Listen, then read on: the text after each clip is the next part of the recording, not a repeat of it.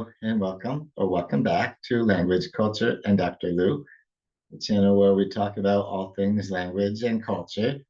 And today, this video is about some tips for speaking French the way that fluent or native speakers do. But these are tips that textbooks will probably not tell you. And I've been teaching French for a couple decades now and speaking it for much longer than that.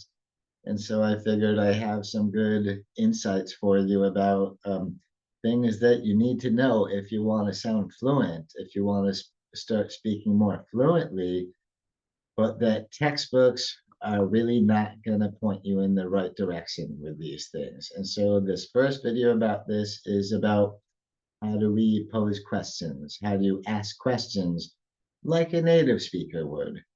And so if you want any more tips about learning how to speak French more fluently that textbooks are not going to tell you, please leave that in a comment in this video. I would be happy to supply more because I've got lots of them. And so let's get into the first one, which is going to be 3 different tips about how to pose questions and how not to ask questions in French. And so the first 2 tips I'll give you will be what not to do, and then I'll explain why not, and then I'll give you a third tip describing really what you should do instead. And so first tip is do not use inversion to ask questions. That's something that textbooks spend a lot of time teaching, is how to ask questions using inversion, which is something that can be tricky for people whose native language is English. And so it can be a real stumbling block for learners in speaking French. And the fact is that people really don't speak that way or that much. And the best example I can think of is the classic example of to ask, do you speak French, is parlez-vous français? And the whole parlez-vous thing, that's inversion because vous is the subject, parler is the object, and what we did to make a question there is we switched their places. We inverted them and used a little hyphen in between where it sounds like parlez-vous instead. But the fact is, parlez-vous français, super formal sounding, barely any native speakers do this, or at least they very rarely do this. So I'm suggesting you just avoid this altogether and don't waste so much time. Don't waste so much time learning how to do lots and lots of things through inversion if what you're really looking to do is is to quickly learn how to sound fluent in French. And another thing you might want to avoid is using n'est-ce pas. And n'est-ce pas, that's something that we can tag onto the end of a statement, which automatically turns it into a yes-no question. And English speakers do this a lot. Like, vous parlez français, n'est-ce pas? Is a lot like in English if we say, you speak French, right? Or you speak French, don't you? And the thing is, the English speakers use a lot of tag questions like this. We end sentences with don't you, or doesn't he, or right? Things like that, little tag questions. And we do that at least 20 times as often as French speakers do. And so if your native language is English and you're learning how to ask questions in French, you should probably try to avoid n'est-ce pas, that part of it. And you're just left with vous parlez français. And I'll tell you what to do with that a little later to sound more natural. And but what I'm saying for now is don't overuse n'est-ce pas, which means don't use n'est-ce pas at the same amount you would use right, or don't you, or doesn't he, or isn't it in English. Because we just do that so much more in English than we do in French. And so here are the 3 basic ways that most textbooks point you towards when they're teaching you how to ask questions, how to pose questions. And there are three different examples for how do you ask, are you eating the pizza?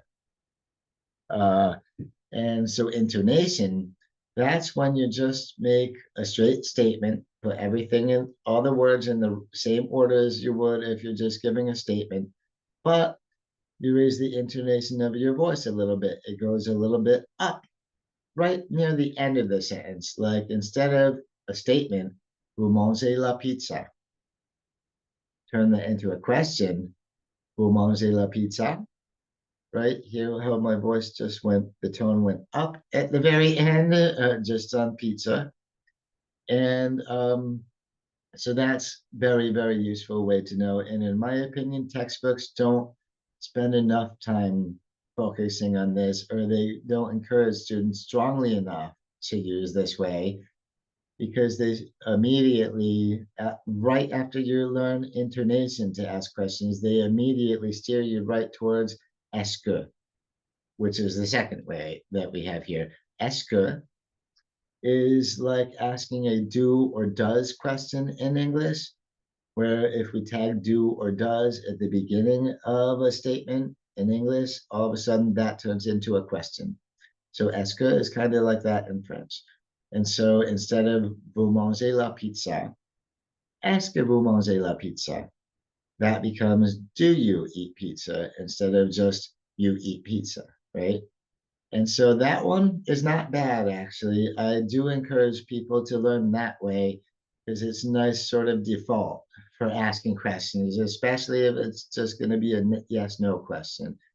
And it gets a little more complicated because if you want to ask a partial question, like an informational question, like who, where, what, why, how, etc., then you're going to have to tag that word, that question word on right before the asker. And so, pourquoi est-ce que vous mangez la pizza? Why are you eating the pizza? Right? So it's doable. But the thing is, in France, this is seen as really super casual way to ask questions, not given a lot of merit. Whereas in Quebec, a little more. It's given a little more merit, and it's usable. And it's also easy for speakers to learn, easy for language learners to learn. Just slap est-ce que in the front, and then now you have a question. That's all good, but that's not the most frequently way that native speakers do ask questions. So let's not overdo that one. And then lastly, inversion.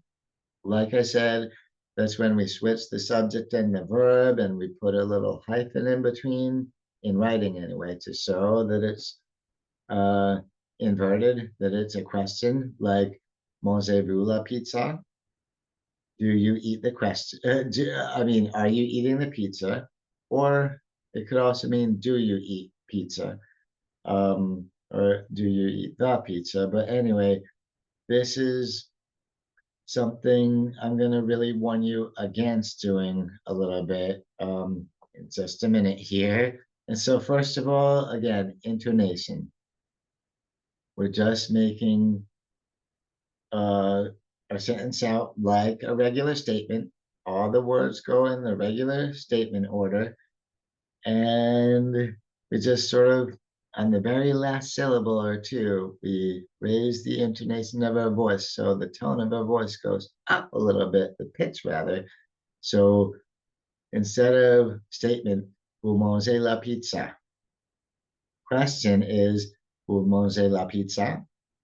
So this one I highly recommend. It's very easy for language learners to learn how to do. And plus, French speakers, fluent French speakers do it like all the time. It's like a super commonly used way to ask questions. So this I would highly recommend using. Whereas est-ce que, this one is also pretty easy to learn because, like I said, you slap est-ce que in the beginning of a statement, and all of a sudden, boom, it's a question. This is like putting do or does at the beginning of a statement in English, then that becomes a yes no question. So it's not a bad way to go, but if you ask all your questions using est-ce que, you're going to end up sounding a little bit robotic, a little bit unnatural, and therefore not very fluent. So I wouldn't use this as the only way you pose questions. I would heavily rely on voice intonation, the first one that I showed you. And then we, of course, have inversion. And like I was saying earlier, this is something I do not recommend spending a lot of time learning. All you need to do with inversion is pretty much be able to recognize when somebody is asking you a question using inversion, just be able to recognize that as a question. But when you yourself are asking questions in French, don't bother with inversion because people very rarely do it that way because it sounds so darn formal. It ends up sounding pretty unnatural and so almost may make you sound less fluent instead of more. So that's no good, right? So just to repeat, inversion is something you're going to want to avoid. If your goal is to learn to speak French like a native speaker or learn to sound more fluent in French, do not start off a conversation by asking somebody, parlez-vous français? Because it's unnatural sounding. People don't really speak with inversion. So just avoid it. Just don't do it, right? So that was tip number one. Now, tip number two, again, just to repeat, using n'est-ce pas to make something in a question. Like you put it in regular statement order, vous parlez français, and then you tag n'est-ce pas onto the end of it. And that does make it a yes no question. But the fact is, like I mentioned earlier, English speakers use tag questions like this, like right or don't you, isn't it, etc.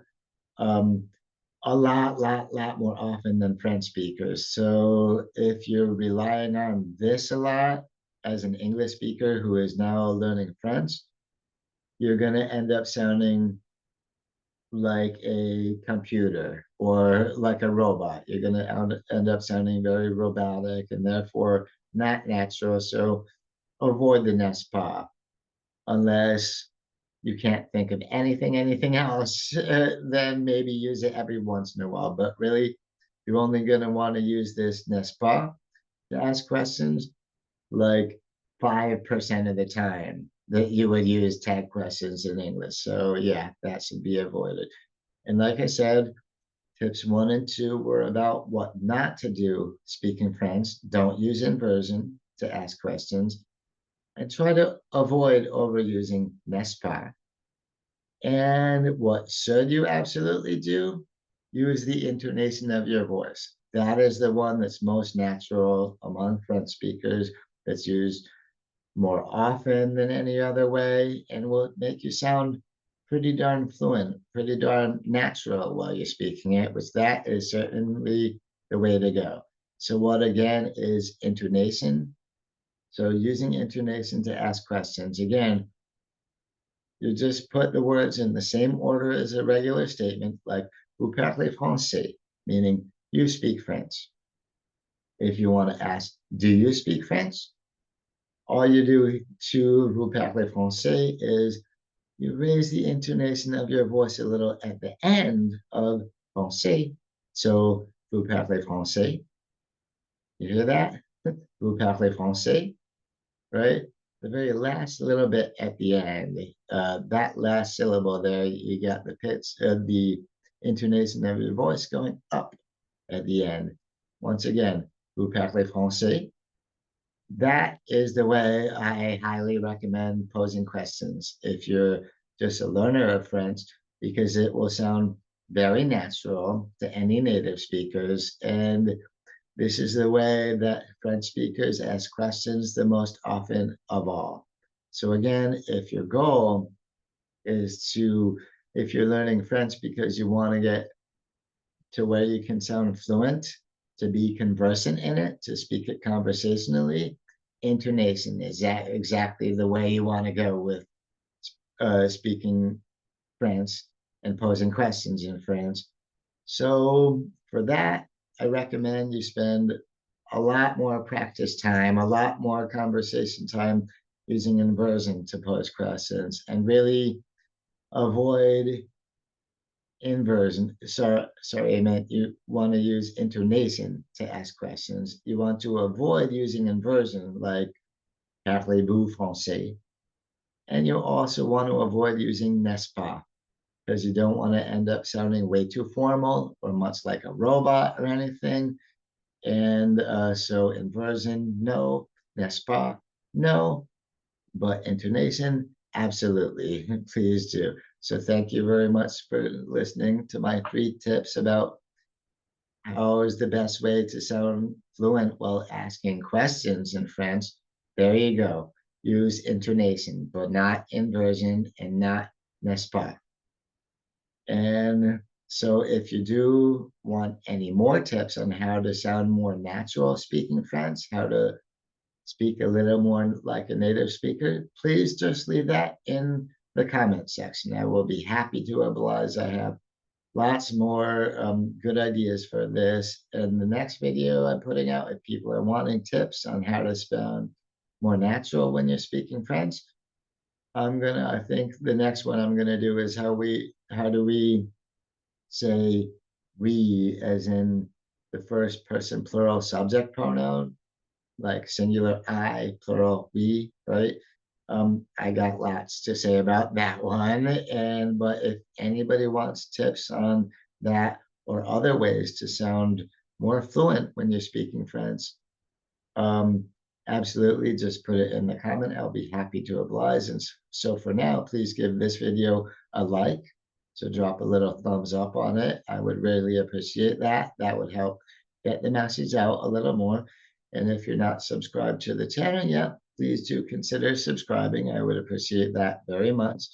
It would help support the work I do, even though I'm not getting paid for it or anything. Uh, it does really help a tiny little channel like mine so much to get more subscribers. So I would appreciate that very much. And so, yeah, like I said, leave it in the comments if you want to hear more of these kinds of things. And yeah, catch you around next time. Bye bye.